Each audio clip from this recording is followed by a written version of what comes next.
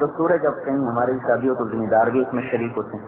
تو وہ گاؤں کا جو ذمہ دار وہ بھی وہاں اپنے اس دھوبیوں کے گھر میں بیٹی کی شادی میں شریک. اب یہ بارات پہنچی, وہاں ہنگامہ ہو. ہم نے تو جب دیکھا تھا داڑھی نہیں تھی, تب اس کی داڑھی مڑاؤ, ہم تو کب نکاح دیں.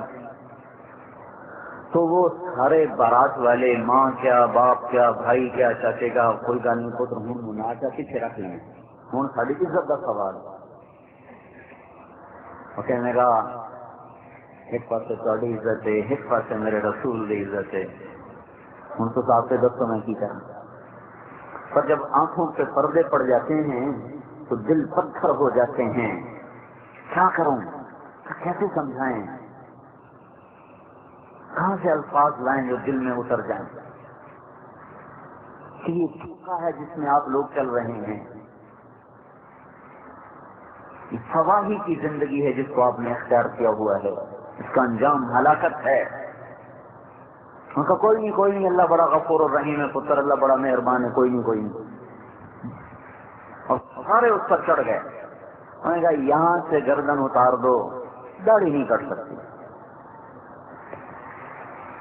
تو لڑکیوں نے کہا ہم لڑکی نہیں دیتے. انہوں نے کہا نہ دو, میں اللہ کے رسول کو نہیں ناراض کر سکتا, سارے جہان کو آگ لگا سکتا. یہ سارا منظر ہنگامہ کھڑا کہ اچانک وہ ذمہ دار کھڑا ہوا کہ بھائی اے ساری بارات طور پہ میرے بوئے پہ آ جائے. ساری بارات میں خود ذمہ دار کا بیٹھا ہوں, دھوبی نو ٹھیک ہے نا, تو ختم کوئی نہیں. ساری بارات اس نے اپنے ڈیرے پر بلائی, اپنی بچی کا نقد نکاح کر کے ساتھ بھیج دیا.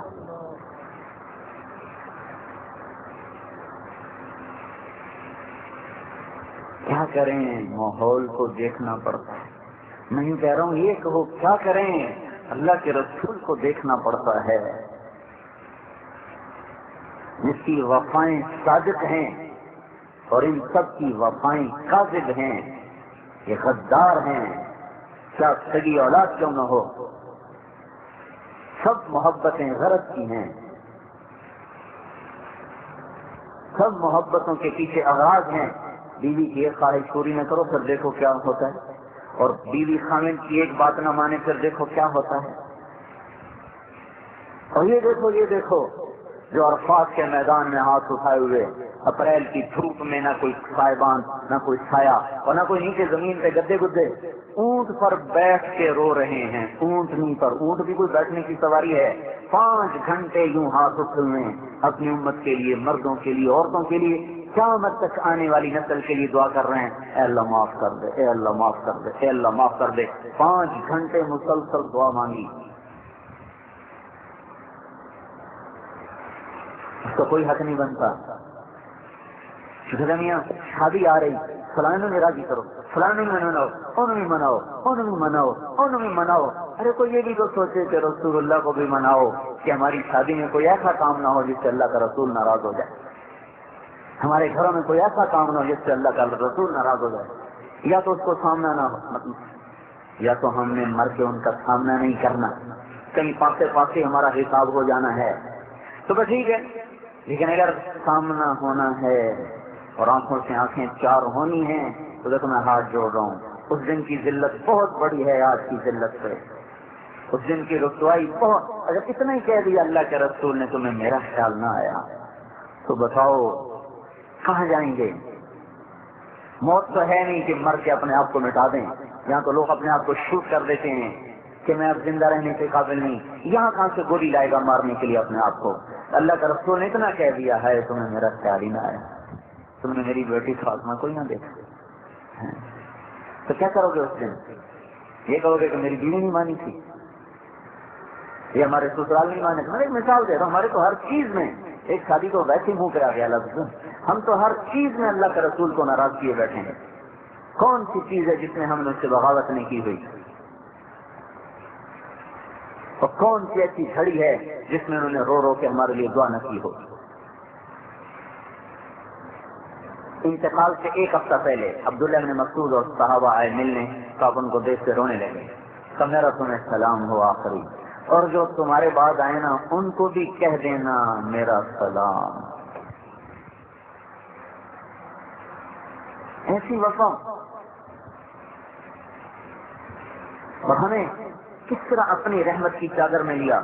ایک صحابی نے کہا یا رسول اللہ مبارک ہے وہ جس نے آپ کو دیکھا اور آپ کا ایمان لایا. آپ نے فرمایا تمہیں بتاؤں 7 دفعہ مبارک ہے اس کو جس نے مجھے نہیں دیکھا اور مجھ سے ایمان لایا. ہم تو بڑے قیمتی تھے پر ہم نے اپنے آپ کو خود ہی ذلیل کر دیا. یہ کیا کہے گی، وہ کیا کہے گی، وہ کیا کہے گا، وہ کیا کہے گا. کہتے رہیں آواز سدا کم نہ کو نظر سے گدارا. کتوں کے بھونکنے سے کبھی کسی نے سفر نہیں بند کیا. کتے بھونکتے ہی رہتے ہیں. جو ہمیں اللہ کے رسول کی زندگی سے ہٹا رہے ہیں وہ ہمارے لیے بھونکنے والے کتے سے زیادہ حیثیت نہ رکھیں. یہ ایمان اللہ ہم میں دیکھنا چاہتا ہے. اور یہ گھر بیٹھے نہیں حاصل ہوتا، اس لیے ہم اپنی عورتوں کو بھی نکال کے لائے ہیں اور خود بھی نکلے پڑے ہیں. اس کے لیے یکسوئی کے ساتھ بیٹھ کر اللہ کے، آخرت کے، رسالت کے، جنت کے تذکرے کر کر کے دل میں اتر جائے. حضرت عمر رضی اللہ تعالیٰ عنہ رات کو گشت کر رہے، ایک عورت چرخہ کاٹ رہے. علیک صلاۃ اللہ و صلاۃ الابرار. رسول اللہ صلی اللہ علیہ وسلم کی یاد میں شعر پڑھ رہے کہ آپ پہ درود و سلام ہو اللہ کا اور اللہ کے نیک بندوں کا. کنت تقیا حجیئا بالاسحار. آپ وہ تھے جو راتوں کو اٹھ کے رویا کرتے تھے اور اللہ سے ڈرنے والے تھے.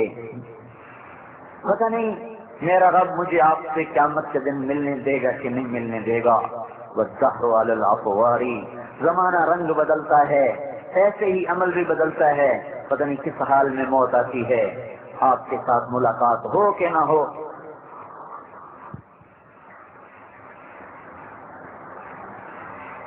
حضرت عمر گر گئے، وہاں گر پڑے. دروازے پہ دستک کری. آدھی رات. کون؟ کا عمر. کمالی والے عمر کا میرے گھر میں کیا کام؟ کا دروازہ کھول دے، اللہ کے واسطے دروازہ کھول دے. تم نے دروازہ کھولا، کہنے کہ وہ شعر تو سنا دے جو ابھی تو پڑھ رہی تھی. اللہ کے رسول کی محبت میں جو کہہ رہی تھی بھی تو سنا دے.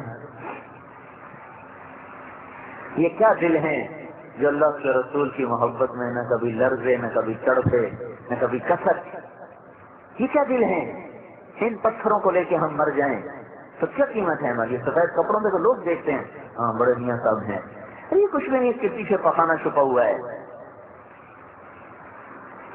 وہ اللہ یہاں دیکھتا ہے، یہاں کیا ہے، کون ہے. بہت سے لمحات الصدور. اور قیامت کا دن دل چیر کے دیکھے گا کس کو دل میں بٹھا کے آیا ہے. یہ بزم دل کس سے سجائی ہے، اس میں کون ہے جو اتنے دکھ میں نہ بھولے. ہم اس کی زندگی کو یوں اٹھا کے باہر پھینک دیں تو کبھی غم بھی نہ ہو کہ ہے میں نے کیا کر دیا. یہ ہم سیکھنے کی دعوت دے رہے ہیں کہ اللہ کا رسول ایک مکمل زندگی لائے جس کا نام اسلام ہے. اسلام پہ چلنا سیکھا جاتا ہے، بن سیکھے کا سودا نہیں، سیکھنے کا ہے. نماز پڑھی، روزہ رکھا، یہ تو عبادات ہیں. باقی 24 گھنٹے کی زندگی میں بھی کوئی اسلام بتاتا ہے کہ نہیں بتاتا؟ کچھ اخلاق دیتا ہے، کچھ اقدار دیتا ہے، کچھ حدود قائم کرتا ہے، کچھ حلال اور حرام کی حدیں قائم کرتا ہے، کچھ خرچ کرنے کے طریقے بتاتا ہے. یہ تو نہیں کہ صرف حلال کمانا فرض ہے، خرچ کرنے میں بھی پابندیاں لگاتا ہے. کہاں خرچ کرنا ہے، کہاں نہیں کرنا، اس میں بھی پابندیاں لگاتا ہے.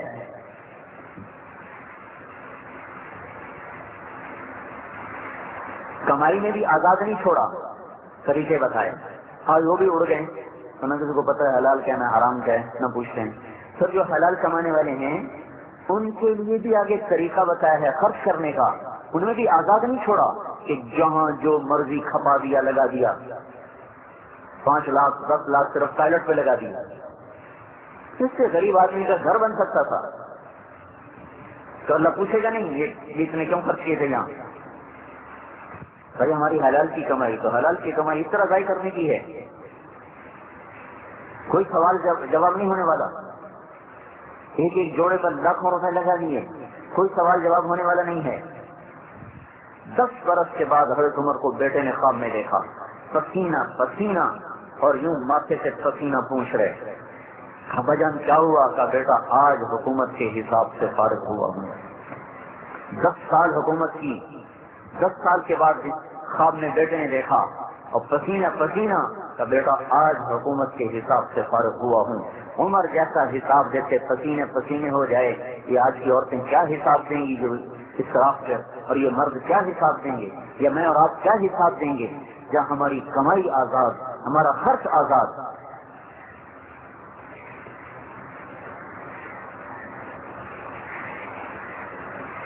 حضرت عائشہ رضی اللہ تعالیٰ نے فرمایا میرے پاس ایک کرتا تھا جس کی قیمت 5 روپے تھی. مدینے میں کسی بچی کی شادی ہوتی تو کرتا مجھ سے مانگ کے لے جاتی, شادی کی رات پہنا دیتی, اگلے دن آ کے واپس کر جاتی. اس میں مدینے کی 50 بچیوں کی شادیاں ہو گئیں.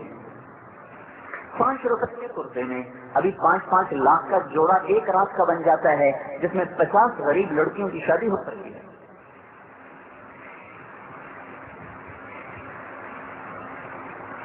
ہم نے یہ زندگی سیکھی نہیں, معاشرت اللہ کے رسول کی. آپ کو پتہ نہیں, ایک سوال مستقل ہے, ان مالی کیسا میں نہیں نستا سکتا ہوں, کہاں سے کمایا تھا, یہ ایک سوال.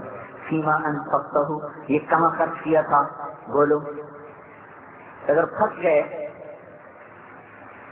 تو کیا بنے گا ہمارا اس وقت؟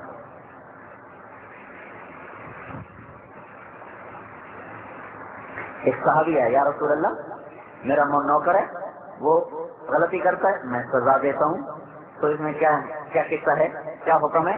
آپ نے فرمایا اگر اس کی غلطی اور تیری سزا برابر ہے تو چھٹ جاؤ گے, اگر اس کی غلطی کم اور تیری سزا زیادہ تو پکڑے جاؤ گے. تو زارو قطار رونے لگے گا, یا رسول اللہ پھر اس کا حل یہی ہے کہ میں اسے آزاد ہی کرتا ہوں. یہاں تک ترازو کو قائم کیا جائے گا.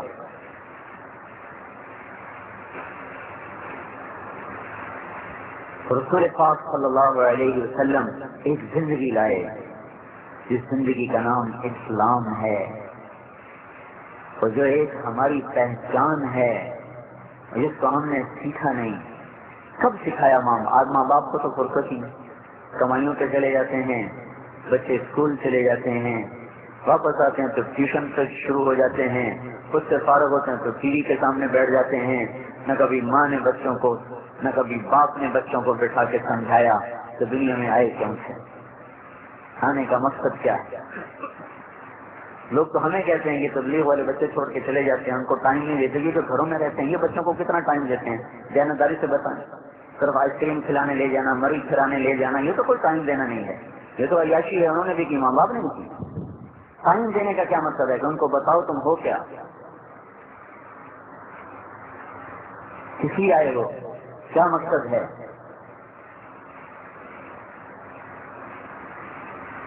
بہلول رحمت اللہ علیہ جو گزر رہے تھے, بچہ کھڑا رو رہا, دوسرے بچے اخروٹ کھیل رہے, انہوں نے سمجھا اس کے پاس اخروٹ نہیں ہے تو میں اس کو لے کے دے دیتا ہوں. کہنے کہ بیٹا تو رو نہیں, میں تجھے اخروٹ لے کے دیتا ہوں, تو بھی کھیل. اور کہنے لگا بہلول ہم کوئی دنیا میں کھیلنے آئے ہیں. تو ان کو تو توقع نہیں تھی یہ بچہ ایسا جواب دے گا. اللہ کی عبادت کرنے آئے ہیں. بچہ ابھی تو بہت چھوٹا ہے, تیرے یہ غم کی چیز نہیں ہے, ابھی تو اس منزل میں آنے میں بھی وقت پڑا ہے.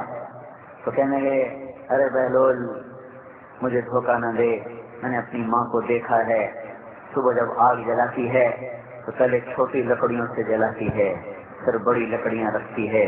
مجھے یہ ڈر ہے کہ کہیں دوزخ مجھ سے نہ جلائی جائے اور میرے اوپر بڑوں کو نہ ڈالا جائے.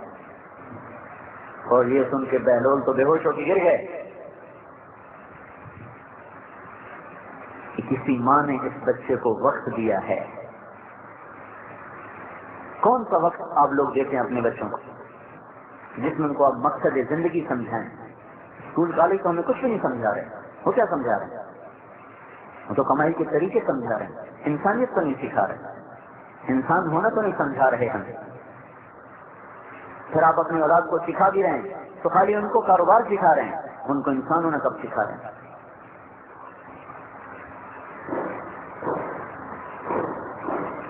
کیا ان وقت